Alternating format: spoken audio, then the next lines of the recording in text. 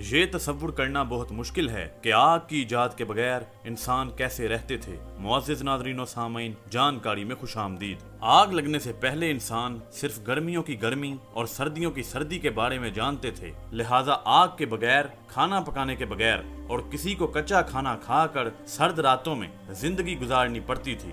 आग की दरियाफ्त और उसे आसानी से पैदा करने के तरीके एक तवील तारीख से गुजरे। तारीख और प्लेंटालोजी के मालूम शवाहिद के मुताबिक ये ख्याल किया जाता है कि तकरीबन 10 लाख साल पहले अफ्रीकी बड़े आज़म में इंसानों ने आग को दरियाफ्त किया और इस्तेमाल किया।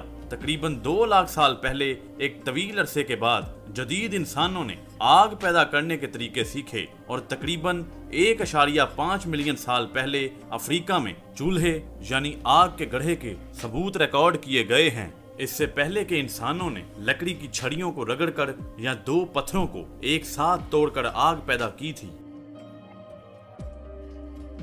नियोलिथिक पीरियड, जिसे नए पत्थर के जमाने के नाम से भी जाना जाता है, लगभग 12,000 साल पहले शुरू हुआ था। उस दौर के आसारे कदीमा के नताइज से आग को कई तरीकों से पैदा और इस्तेमाल करने के कुछ इशारे मिलते हैं। तकरीबन 3,300 कबल मसीह से 12,000 कबल मसीह तक चीन और मिस्र से शवाहिद देखे गए हैं कि लोगों ने आग पैदा करने के लिए उस वक्त के किसी न किसी औजार का इस्तेमाल किया और उसे अपने फायदे के लिए इस्तेमाल करते रहे। तकरीबन 1200 कबल मसीह से 1 साल कबल मसीह तक आग पैदा करने की एक नई तकनीक दरियाफ्त हुई। उस तकनीक में धात के स्ट्राइकर को मखसूस सतहों पर मारा गया ताकि आग पैदा करने के लिए चिंगारी पैदा की जा सके। नेदरलैंड के एक कीमियादान हेनिग ब्रैंड ने तजुर्बा किया और गलती से फास्फोरस को दरियाफ्त कर लिया। ये धातों को सोने में बदलने के लिए इस्तेमाल हुआ।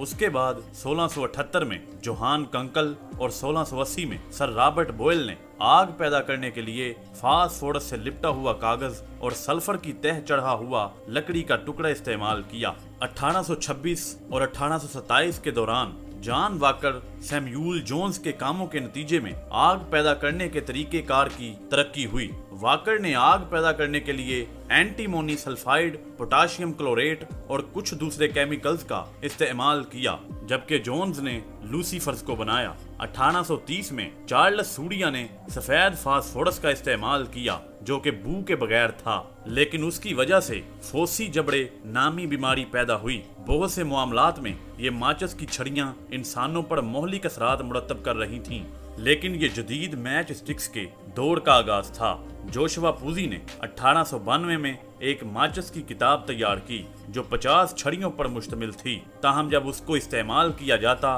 तो एक ही वक्त में सब जल जाती।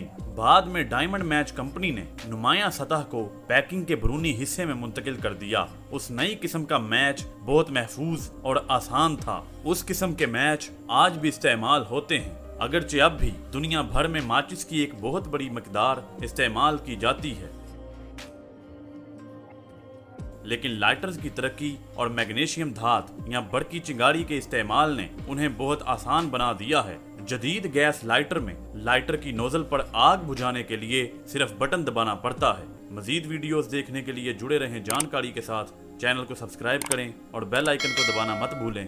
अल्लाह हाफिज।